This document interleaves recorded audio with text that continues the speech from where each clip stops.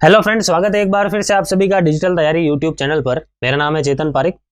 R S Agarwal की हिंदी वाली किताब को हम सॉल्व कर रहे हैं। जैसा आप सभी को पता है, हमने खूब सारे चैप्टर्स कर भी लिए हैं और इसी सीरीज में हमने नया चैप्टर शुरू किया था। कौन सा? प्रॉब्लम्स ऑन ट्रेन, जिसका पार्ट ए हम पहले कर रहे हैं, जिसके अंदर क्या होंगे, ऑब्जेक्टिव सवाल होंगे। उसके बाद हम करेंगे पार्ट बी, जिसके अंदर क्या होंगे, सब्जेक्टिव सवाल, जहां हमें ऑप्शन नहीं मिलेंगे।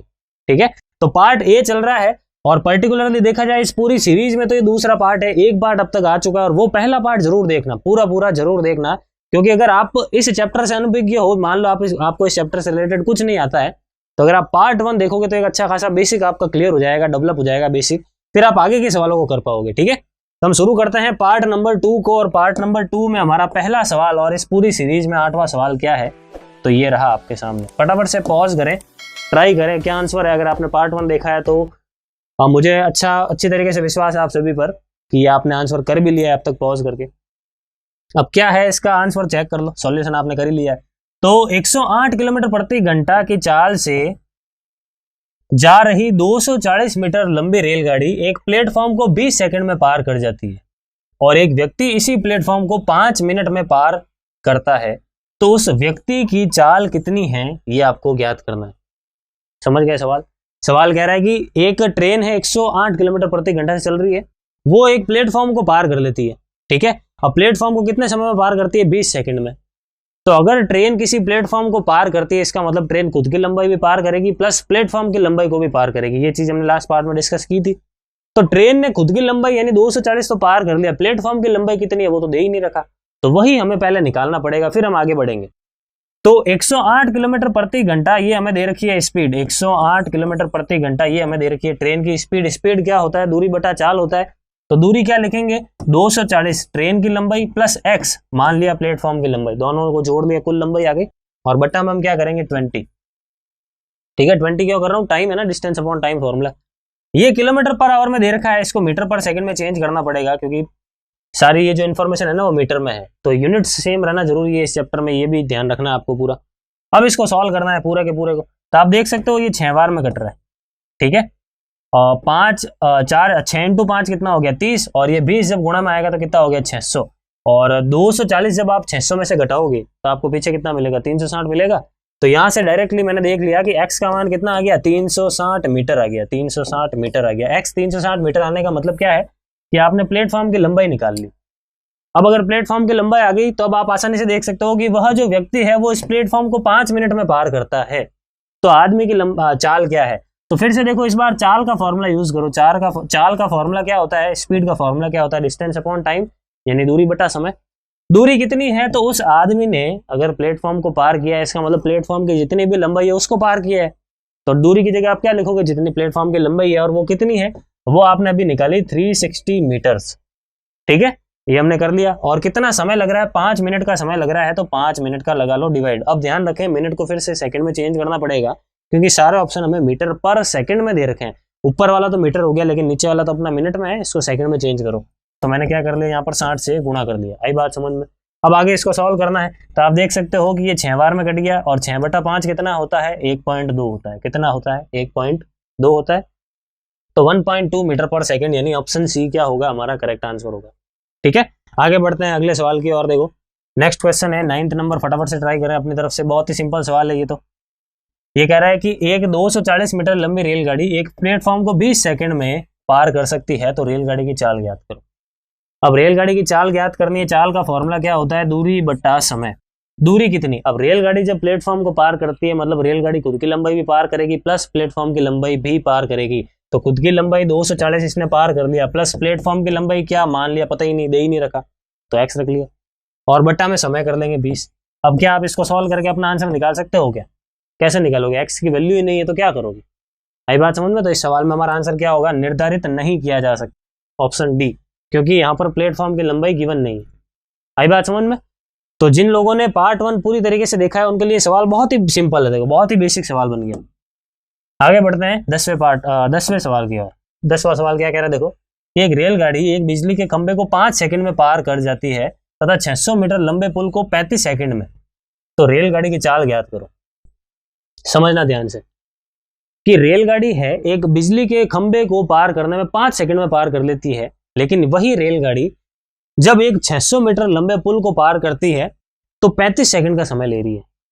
समय ज्यादा ले रही है। समय ज्यादा क्यों लग रहा है भाई? यहाँ पे खंबे को पार करने में गाड़ी सिर्फ 5 सेकंड का टाइम ले रही है, लेकिन यही जब वो ट्रेन, सेम ट्रेन जब प्लेटफॉर्म को या फिर पुल को पार कर रही है तो 35 सेकंड का टाइम ले रही है। ये 30 सेकंड से ज्यादा क्यों लग रहे हैं? ये 30 सेकंड ज्यादा क्यों लग रहे हैं?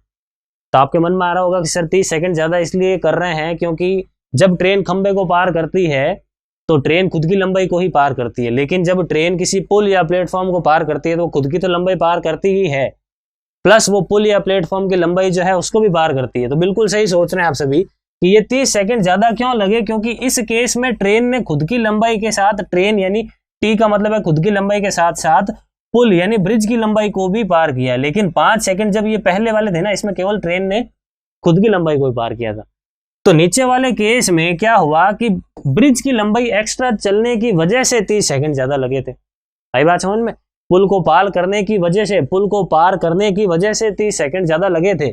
तो पुल की लंबाई कितनी है? 600 मीटर। तो इस 600 मीटर को तय करने में ही 30 सेकंड ज्यादा लगे। तो डिवाइड लगा लो, ज्यादा कितना ज्यादा दूरी तय की और कितना ज्यादा समय लगा, difference of distance upon difference of time हमने कर लिया। तो ये हमें क्या मिल गया? इसको सॉल्व करने पर 20 मिल गया।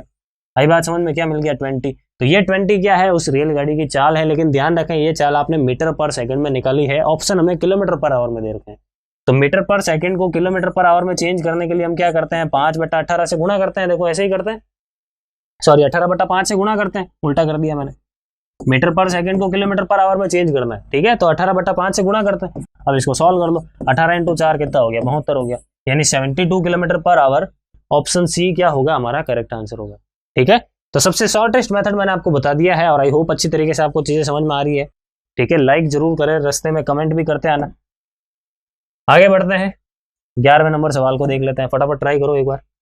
एक रेलगाड़ी 90 किलोमीटर प्रति घंटा की चाल से एक पुल को 36 सेकंड्स में पार कर जाती है, और इसी पुल को एक दूसरे रेलगाड़ी जो पहली रेलगाड़ी से 100 मीटर छोटी है 45 किलोमीटर प्रति घंटा की चाल से कितने समय में पार कर लेगी? आई बात समझ में? क्या कह रहा है कि एक रेलगाड़ी है, 90 किलोमीटर प्रति घंटा की चाल से चलती है और 36 सेकंड के अंदर किसी पुल को पार कर लेती है, लेकिन एक दूसरी रेलगाड़ी और है, वो उस सेम पुल को पार करना चाहती है, तो उसको कितना समय लगेगा अगर दूसरी रेलगाड़ी 45 किलोमीटर प्रति घंटा की चाल से चल रही है? यही है सवाल। तब समझना ध्यान से। सबसे पहले तो पुल की लंबाई है कितनी वो तो पता हो, जब वो पता होगा तभी तो आप दूसरी रेलगाड़ी के बारे में इंफॉर्मेशन निकाल पाओगे। तो देखो, स्पीड का फॉर्मूला क्या होता है? डिस्टेंस अपॉन टाइम होता है, यही होता है। स्पीड कितनी है पहली रेलगाड़ी की? 90 किलोमीटर प्रति घंटा। किलोमीटर प्रति घंटा को चेंज कर दो मीटर पर सेकंड में, 5/18 से गुणा करके, ठीक है, और इक्वल होगा किसके? डिस्टेंस अपॉन टाइम के। और डिस्टेंस कितनी है? तो डिस्टेंस हमें दे ही नहीं रखा। देखो डिस्टेंस क्या है, मुझे नहीं दे रखा। ट्रेन की लंबाई क्या है, मुझे नहीं दे रखी, ना ही मुझे ब्रिज की लंबाई दे रखी है, ठीक है। तो ट्रेन की लंबाई नहीं है, मैंने मान लिया ट्रेन की लंबाई T1 है, पहली ट्रेन है ना, तो उसकी लंबाई को मैंने मान लिया T1, सही है। और दूसरी रेलगाड़ी जो है उसकी स्पीड को वो तो दे ही रखी है, हालांकि ये जो पुल है उसकी लंबाई भी हमें नहीं दे रखी, तो पुल की लंबाई को मैं मान लेता हूं x। क्या मान लेता हूं? x, ये लिख दिया x। और बट्टा में क्या आएगा? समय। समय कितना लगा? 90, सॉरी समय कितना लगा? 36 सेकंड का, ये लिख दिया मैंने 36। ये एक इक्वेशन बन गई। आगे बढ़ते हैं, सेकंड इक्वेशन हम बनाएंगे कि इसी पुल को एक दूसरी रेलगाड़ी जो पहली रेलगाड़ी से 100 मीटर छोटी है 45 किलोमीटर प्रति घंटा से चाल चलती है, तो इस बार इस 45 किलोमीटर प्रति घंटा को अगर हम देखें, पहले तो इसको मीटर पर सेकंड में चेंज कर लो, ये आ गई स्पीड। स्पीड क्या होता है? Distance upon time. इस बार डिस्टेंस क्या आएगी? तो दूसरी रेलगाड़ी की लंबाई प्लस पुल की लंबाई। तो दूसरी रेलगाड़ी की लंबाई कितनी है? पहले वाले से 100 कम, यानी T1 से 100 कम, यह है दूसरी रेलगाड़ी की लंबाई। प्लस हम क्या करेंगे? पुल की लंबाई को भी जोड़ेंगे। पुल की लंबाई कितनी है? x है, तो ये मैंने x जोड़ दिया यहाँ पर। और बट्टा में क्या करूंगा? तो जितना समय लग रहा है, अब समय कितना लग रहा है वही तो आपको फाइंड करना है, वो तो गिवन ही नहीं है। तो समय कितना लग रहा है उसको मैंने एक बार के लिख दिया स्मॉल t। अब आप क्या करो? T1 प्लस x की वैल्यू यहाँ से उठाओ और यहाँ पे रख लो, सॉल्व कर लो, हमें क्या मिल जाएगा? स्मॉल t मिल जाएगा। आई बात समझ? बिल्कुल बेसिक से कराया ताकि किसी भी प्रकार के छात्र को यहाँ पर कंफ्यूजन ना हो, ठीक है, क्योंकि अलग अलग छात्र अलग अलग जगह से पढ़कर आते हैं, तो हर एक का करने का तरीका अलग अलग होता है। तो मैंने इस सवाल में यूनिवर्सल मेथड बता दिया है ताकि सबको समझ में आ सके। अब ये 18 को काट लो, ये 2 बार में कट जाएगा। जब ये 2 इस तरफ आएगा तो 5 × 2 10 हो गए, और 90 इंटू 10 कितने हो गए 900, यानी इन दोनों का योग कितना आ रहा है 900, यानी इसको और इसको हटा लो, इसकी जगह क्या लिख लो 900। 900 में से 100 जाएगा तो कितना बचेगा 800, यानी ये जो ऊपर है ये पूरा हट जाएगा, इसकी जगह क्या आ जाएगा 800 आ जाएगा। अब इसको सॉल्व कर लो, 800 को जब आप काटोगे तो ये कितनी बार में कट गया 160 बार में कट गया। इसके अलावा 5 से काटता हूँ तो 9 बार में कट गया ये, और 5 से काटता हूँ तो ये 3 और 2, सही है 3 और 2 बार में ये भी कट गया। 9 से इसको काट लो, ये 2 बार में कट गया। तो आप देखोगे जब ये 2 उस तरफ जाएगा तो 32 इंटू 2 कितना हो गया 64, और ये टी आ जाएगा इस तरफ। ठीक है, तो सेकंड रेलगाड़ी को पुल पार करने में कितना समय लगेगा, तो 64 सेकंड का समय लगेगा, यानी ऑप्शन डी क्या होगा हमारा करेक्ट आंसर होगा। ठीक है, आगे बढ़ते हैं अगले सवाल की ओर। देखो 7वां सवाल, सॉरी 12th नंबर सवाल क्या है, देखो 12th नंबर सवाल हमें कह रहा है कि एक रेलगाड़ी एक समान चाल से चलती हुई रेलगाड़ी 162 मीटर लंबे प्लेटफॉर्म को 18 सेकंड में तथा एक अन्य 120 मीटर लंबे प्लेटफॉर्म को 15 सेकंड में पार कर लेती है। तो रेलगाड़ी की चाल क्या है ये ज्ञात करो। देखो जब वो पहले प्लेटफॉर्म को पार करती है तो ट्रेन खुद की लंबाई को भी पार करती है, प्लस ये 162 मीटर जो है उसको भी पार करती है, और इस वजह से 18 सेकंड का समय लगता है।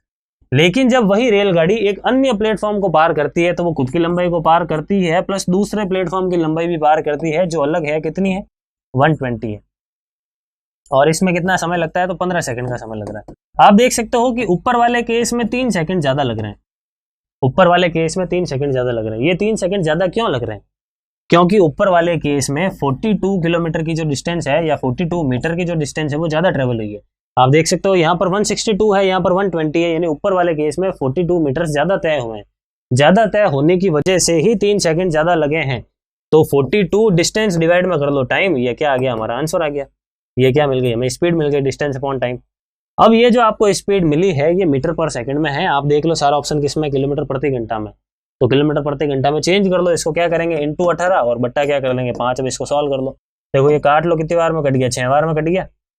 उसके बाद में 5 से इसको काट लो, ये कितनी बार में कट गया तो ये कट गया 8, सही है 8 बार में काट दिया पूरा पूरा। उसके बाद पॉइंट आ जाएगा 4, इसका गुणा करा लो, तो गुणा करने पर ये कितना मिलेगा देखो, तो ये मिल जाएगा 6 इंटू 8 48, और 6 इंटू 0.4 यानी 2.4 और मिल जाएगा। कुल मिलाकर कितना हो गया ये 50.4। बेसिक गुणा किया और कुछ नहीं किया, तो 50.4 किलोमीटर प्रति घंटा, यानी ऑप्शन सी क्या होगा हमारा करेक्ट आंसर होगा।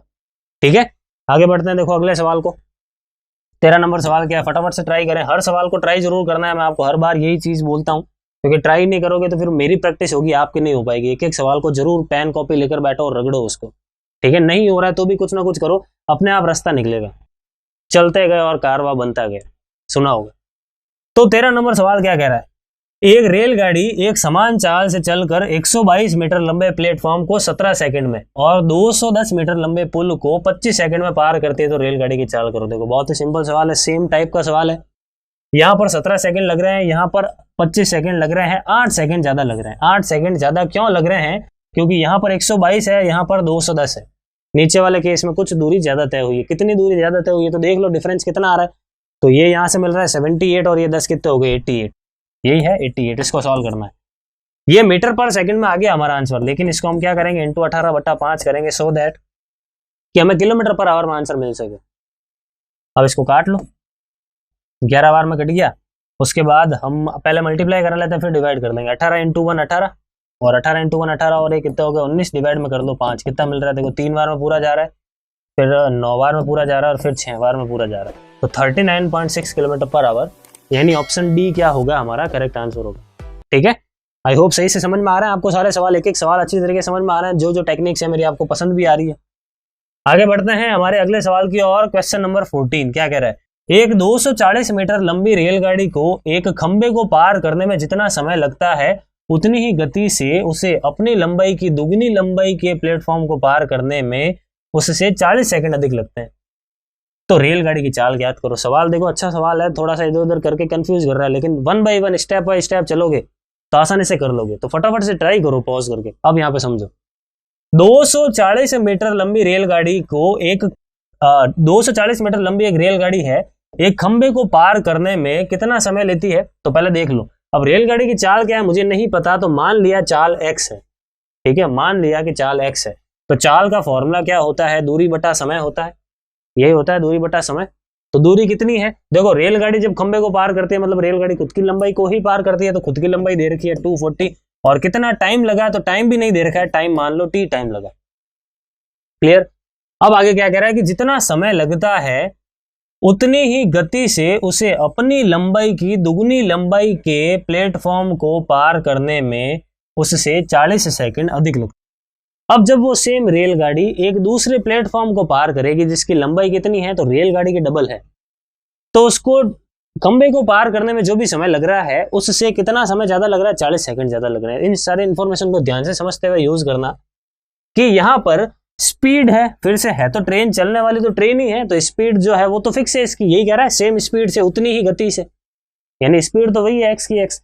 इस बार स्पीड को आप फिर से निकालोगे डिस्टेंस अपॉन टाइम करके, नहीं, चीज हालांकि दोनों इक्वल ही होगी, लेकिन सेकंड केस है तो इसलिए सेकंड इक्वेशन बनाने की कोशिश करता हूं। तो डिस्टेंस अपॉन टाइम अगर हम करें तो रेलगाड़ी की खुद की लंबाई 240, इसके अलावा ब्रिज की लंबाई यानी जो प्लेटफॉर्म है, सॉरी प्लेटफॉर्म की लंबाई वो कितनी है, रेलगाड़ी की डबल, तो 2 से 40 का डबल कितना होगा, 480।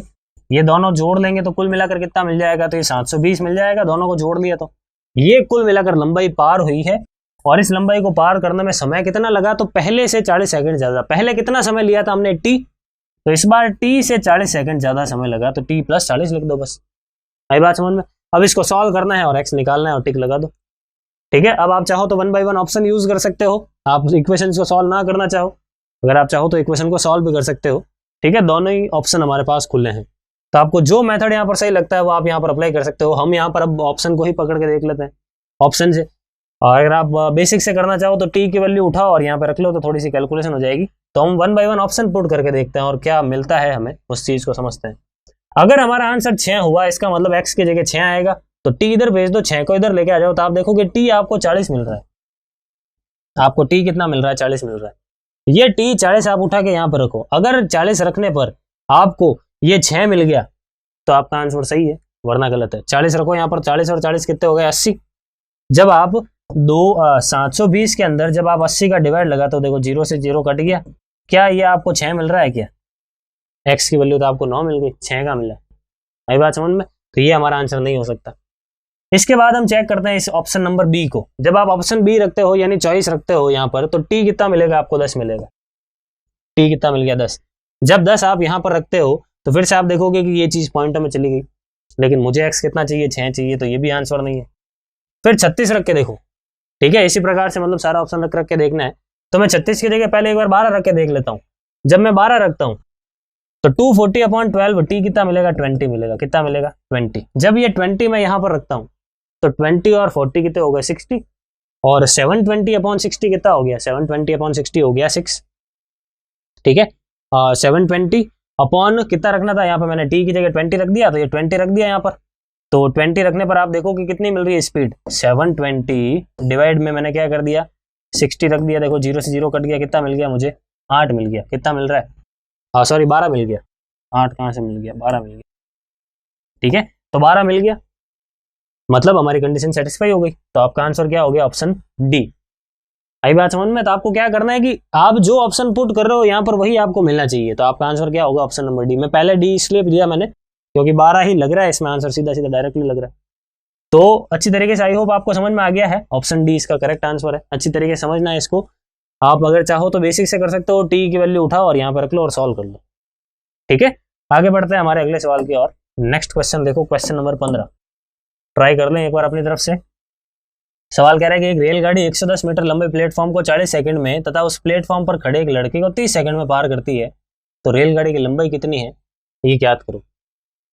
अब जब रेलगाड़ी प्लेटफॉर्म को पार करती है तो उसको 40 सेकंड लग रहे हैं, लेकिन वही रेलगाड़ी जब उस लड़के को पार करती है तो 30 सेकंड ज्यादा लग रहे हैं। ये 30 सेकंड ज्यादा क्यों लगे, मतलब ये जो गैप आ रहा है ना 10 सेकंड, ये 10 सेकंड ज्यादा क्यों लगे, तो ज्यादा इसलिए लगे क्योंकि इस 10 सेकंड के दौरान ट्रेन 110 मीटर ज्यादा ट्रेवल कर रही थी। क्योंकि आदमी को पार करने में तो वो खुद की लंबाई पार करके निकल लेगी, लेकिन जब प्लेटफॉर्म को पार करेगी तो खुद की लंबाई के साथ साथ प्लेटफॉर्म की लंबाई को पार कर रही है, मतलब प्लेटफॉर्म की लंबाई एक्स्ट्रा है। यानी ये जो 110 मीटर है ना एक्स्ट्रा है, इस वजह से ये 10 सेकंड का एक्स्ट्रा टाइम लगा। तो यहाँ से आपको क्या मिल गया, 11 मीटर पर सेकंड।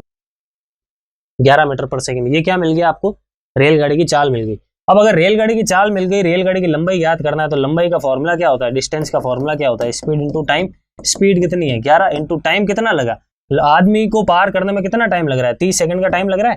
भाई आदमी को पार करना मतलब खुद की लंबाई को पार करना, तो आदमी वाले समय यहाँ पर काम में लो।